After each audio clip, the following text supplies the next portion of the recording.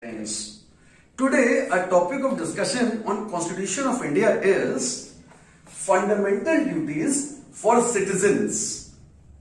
Fundamental duties are contained in part 4A of the Constitution, and Article 51A gives you a long list of, as of now presently, 11 fundamental duties.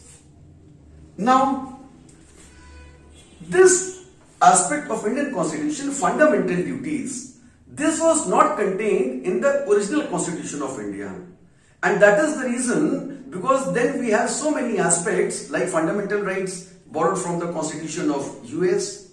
Yesterday we had a video on directive principles of state policy borrowed from the Constitution of Ireland. But since this provision of fundamental duties, this is not contained in the original Constitution, so we are inspired by the Japanese model. Now, coming back again, friends, बहुत ध्यान से समझिएगा, rights and duties. Rights in the context of we are trying to establish a relationship between fundamental rights and fundamental duties.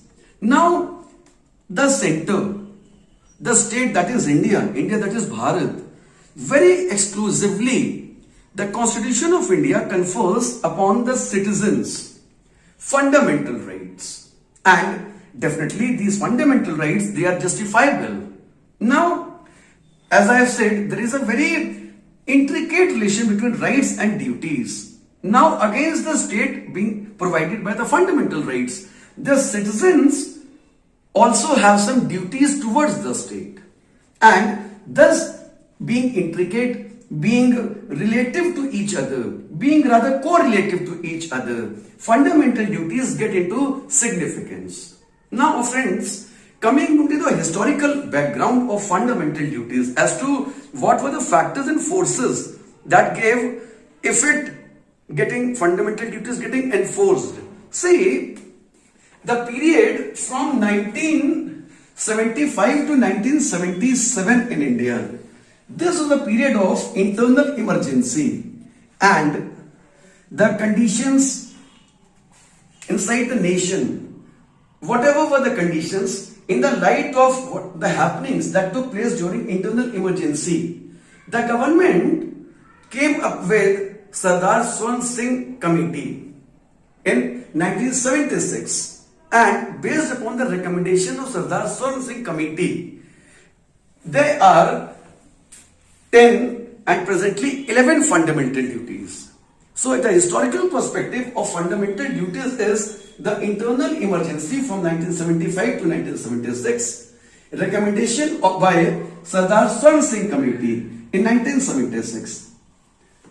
Now, this committee, in crystal clear terms, this enumerates, this brings into existence the necessity of 42nd Amendment 1976, and it was through this 42nd Amendment 1976 that 10 fundamental duties were given existence.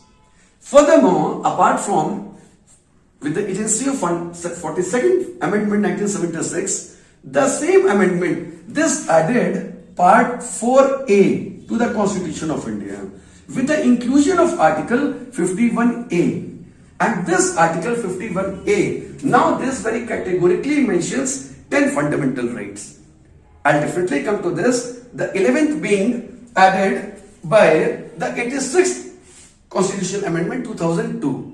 Now, we are going in detail one by one. The first fundamental duty is to abide by and respect the Constitution. Abide by means in any sphere of life, we need to clause by clause the various chapters, the various aspects of Constitution, called fundamental rights, directive principles of the state policy, fundamental duties, the entire provisions on union, the centers, judiciary, emergency, बहुत विस्तृत रूप में हमें संविधान से के प्रति हम बाध्य हैं. We need to abide, and it's not simply getting abide कि rules हैं. We need to respect the constitution. हम सबके मन में भारत के संविधान के प्रति एक सम्मान की भावना होनी चाहिए कि यह हमारा संविधान है। After all this is enriched democracy, and enriched democracy के चलते ही फंडामेंटल ड्यूटीज को जगह दी गई है। Because with the advent of fundamental duties, मौलिक कर्तव्य, तो ये मौलिक कर्तव्य से एक आम नागरिक के अंदर क्या प्रभाव पड़ेगा? These fundamental duties they instil in you a sense of fraternity, a sense of unity, एक ब्रदरहुड की फीलिंग आएगी। आप देखेंगे sense of fraternity, discipline, unity, ये तीनों चीजें ऐसी हैं जो प्रत्येक भारत के नागरिक को एक कुशल नागरिक बनाती हैं।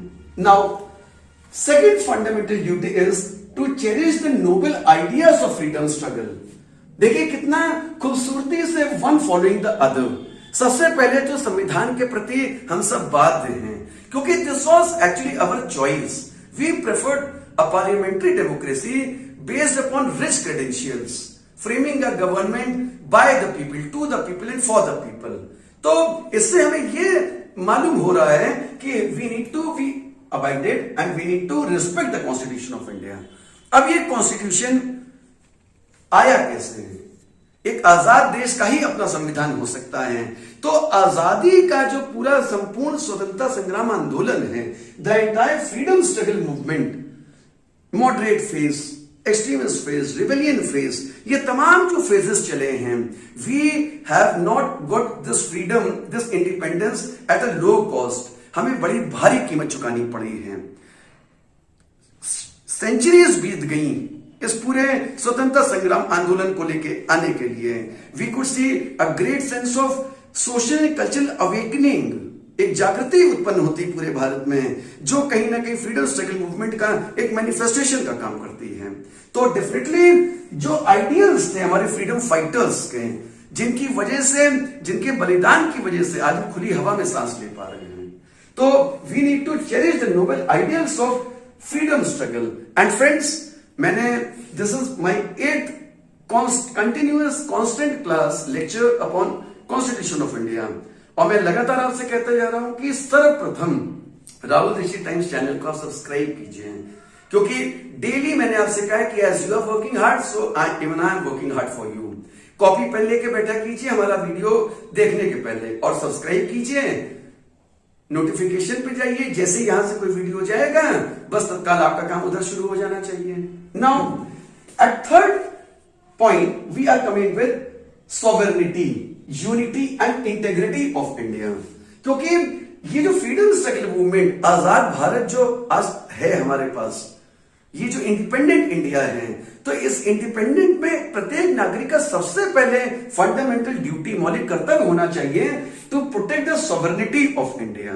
एक संप्रभुत्व की भावना आप में भी हो, और देश को उसी तरह से हम देखें संविधान के प्रति मान सम्मान रखते हुए, क्योंकि आपका सम्मान देश का सम्मान है, देश का सम्मान आपका सम्मान है। सॉवरेनिटी, यूनिटी, एक अखंड भारत, एकता, इंटेग्रिटी, अखंडता, ये तीनों को हमें एक साथ ही देखना होगा। Sovereignty, unity and integrity of India, प्रत्येक नागरिक का ये मौलिक कर्तव्य होना चाहिए। Now fourth point, to defend the country and render national service. आप गौर कर रहे होंगे कितना लॉजिकल मैनर में प्रेजेंटेशन आ रहा है। टू डिफेंड द कंट्री, कैसी भी इंसर्जेंसी अराइज हो जाए, कैसी भी कल को विषम परिस्थिति आ जाए, हमें देश में रहते हुए, विदेश में रहते हुए, पहले हमारा सर्वप्रथम कर्तव्य होना चाहिए, किसी भी कीमत पर हमें भारत के पक्ष में ही खड़ा होना होगा। To defend the country, and कैसी इंसर्जेंसी, इमरजेंसी आ जाए, each citizen should be ready to render any possible service as the insurgency demands. Now fifth, common brotherhood, जो आदर्श फ्रीडम फाइटर्स का था, कॉन्स्टिट्यूशन मेकर्स का था, क्योंकि भारत एक लिविंग एंटिटी के तौर पे हमें देखना होगा, एंड मीनिंग दैट किसी भी कास्ट, कम्युनिटी, क्रीड, रेस का कोई भी इंडियन है, इतना सफिशिएंट है, ही इज इंडियन। तो एक जो भाईचारे की भावना है, common brotherhood, and common brotherhood अपर्याप्त होगी। जरा सोचिए हमारे कितने रिच स्वर्ण सिंह कमेटी के रिकमेंडेशंस हैं जो भारत सरकार ने लागू किए होंगे। आप सोचिए 1976 में बात हो रही है डिग्निटी ऑफ वुमेन की, कि जहां एक तरफ कॉमन ब्रदरहुड है, इसी के साथ जोड़ दिया जा रहा है dignity of women. And in the modern parlance we understand all laws pertaining to women empowerment.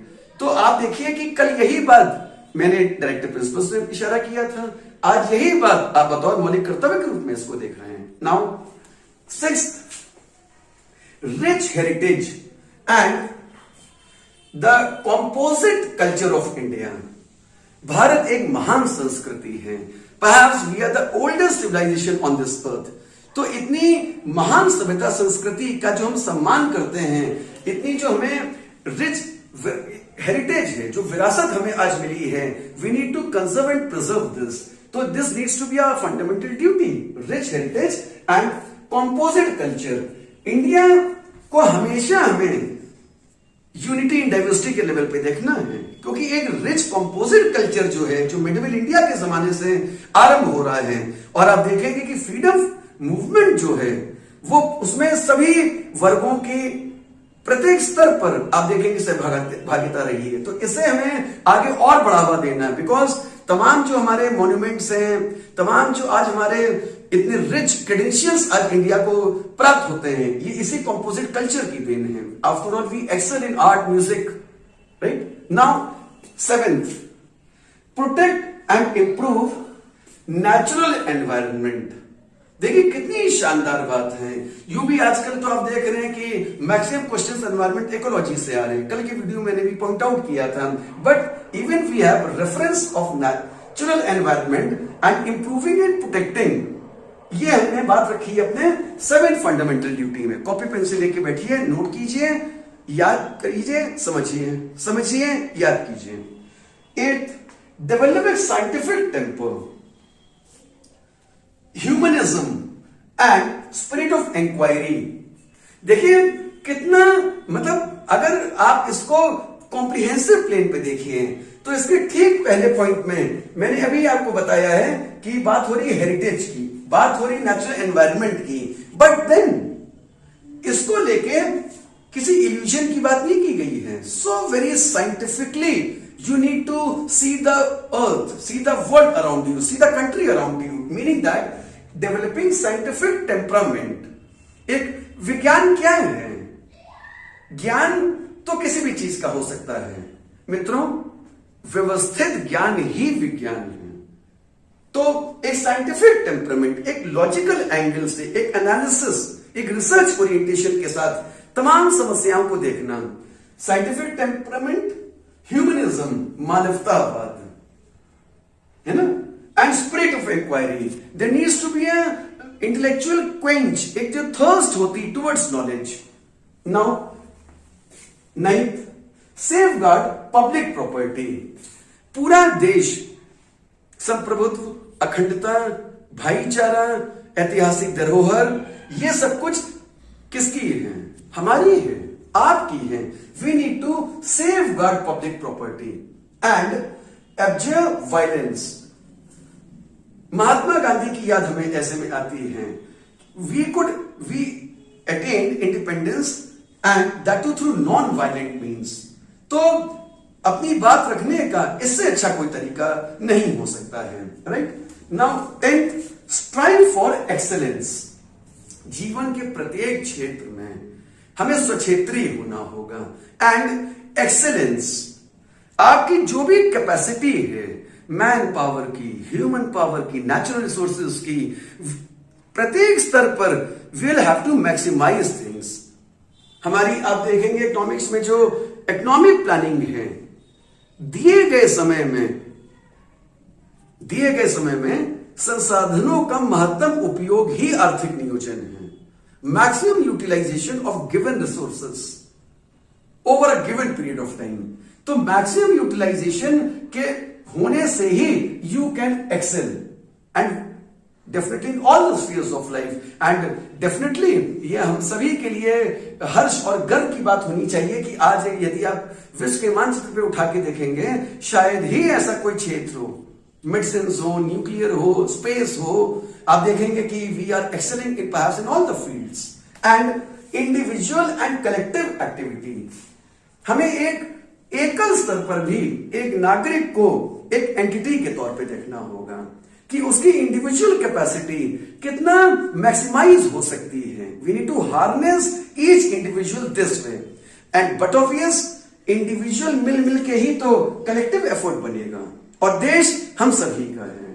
Now there were 10 fundamental duties and consequent upon the 86th constitutional amendment that came up in 2002, it has been made obligatory on the part of parents, guardians, custodians that they would provide complete opportunity for the child from 6 to 14 years of age, कि इसमें education को सबसे ज्यादा प्राथमिकता दी गई है हमारे इस 11 फंडामेंटल ड्यूटी में। नाउ मैंने आपको प्रयास करने की कोशिश की है एंड अगेन एक पुनरावृत्ति के तौर पर मैं देखूंगा कि the concept of fundamental duties, मौलिक कर्तव्य, ये हमारे मूल संविधान में नहीं था।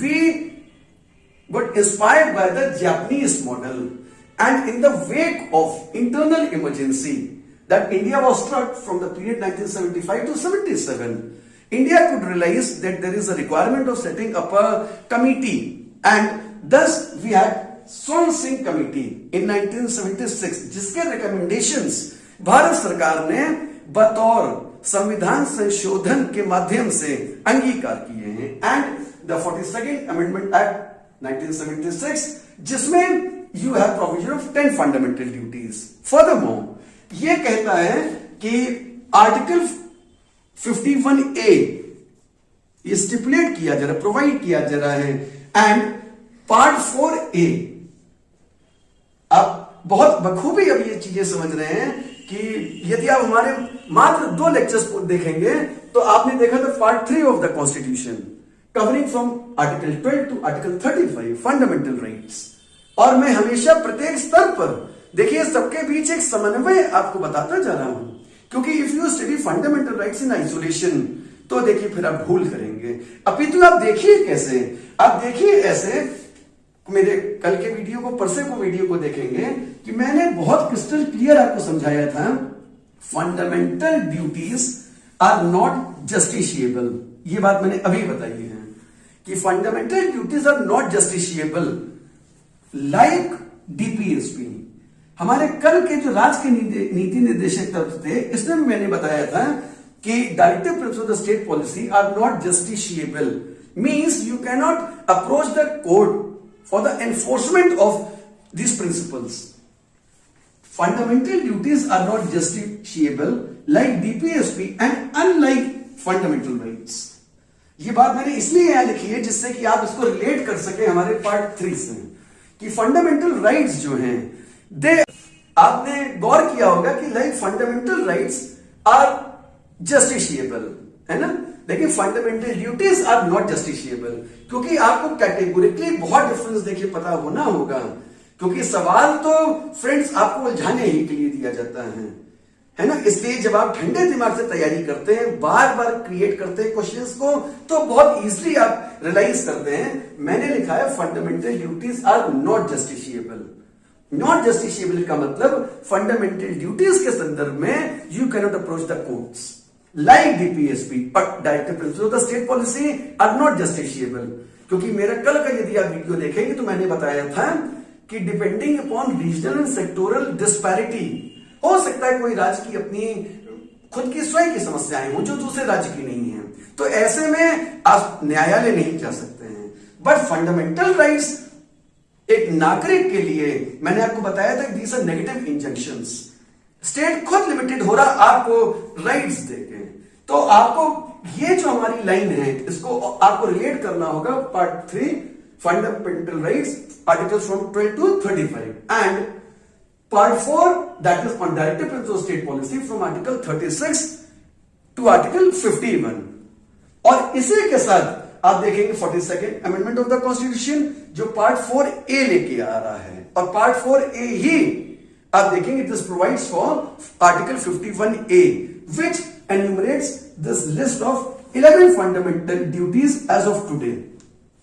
मैंने पूरा प्रयास किया है कि कोई पॉइंट वो चाहे फंडामेंटल राइट हो, बल्कि अभी तो मैं फंडामेंटल राइट ही क्यों कहूंगा, if will actually genuinely speaking if I start, आप एकदम शुरू के हमारे यूपीपीसीएस 2022 के यदि वीडियोस देखेंगे तो you will find there 2 videos जिसमें मैंने आपको क्रिस्टल क्लियर स्ट्रेटेजी बताई है कि how you are going to maximise your time.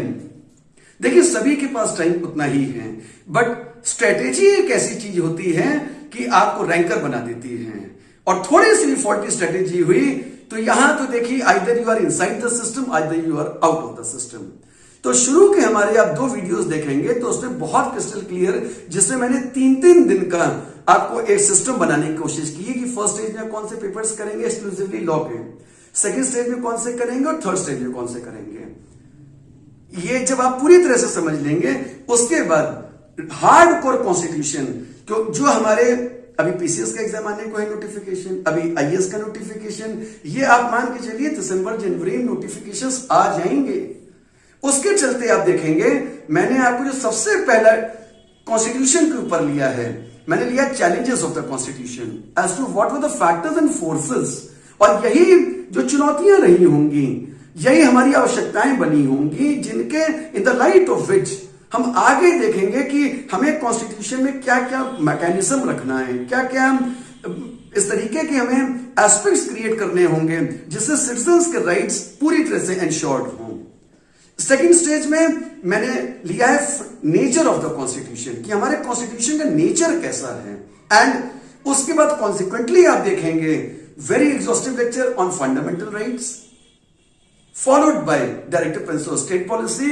और आज मुझे खुशी हो रही है, हर्ष हो रहा है कि मैंने जो कमिटमेंट आपके साथ किया था, आज मैंने फंडामेंटल ड्यूटीज का भी चैप्टर करा के एक फाइनली अंतर्गत एक समन्वय स्थापित करने की कोशिश की है। एंड फ्रेंड्स, आप लोग कॉन्स्टिट्यूशन पढ़ते हैं, UPSC itself it's all about constitution. आप जिस सेवा में जाना चाह रहे हैं, इट्स ऑल अबाउट कॉन्स्टिट्यूशन। तो ये बेसिकली आप समझते हैं कि कॉन्स्टिट्यूशन की अगर हम बात करें तो थ्योरेटिकल एस्पेक्ट्स में it comprises of a major chunk of the constitution, क्योंकि इसके बाद union, states, judiciary, emergency provisions, majorities, Rajya Sabha, Lok Sabha, and I promise to you कि जैसे अभी तक के सेशंस चले हैं, एक एक फाइनेसी, एक एक डिटेल्स मैं माई सेल्फ राहुल दीक्षित, मैं आपके सामने इसी तरह से हाजिर होता रहूंगा। जीवन के हर कदम पर राहुल दीक्षित आपके साथ हैं। बहुत तरक्की कीजिए, बहुत आगे बढ़िए, और लगातार हमारे पास कमेंट्स आ रहे हैं कि सिर्फ पॉलिटी को, कॉन्स्टिट्यूशन को ओवर करके थोड़ा सा इकोनॉमिक्स के ऊपर भी, एंड डेफिनेटली हमारे लेक्चर्स सब लगातार आते ही रहेंगे, because when it comes to civil services, no substitute to Rahul Dikshit Times, be sure for that. Thank you so much, best wishes to you, God bless you.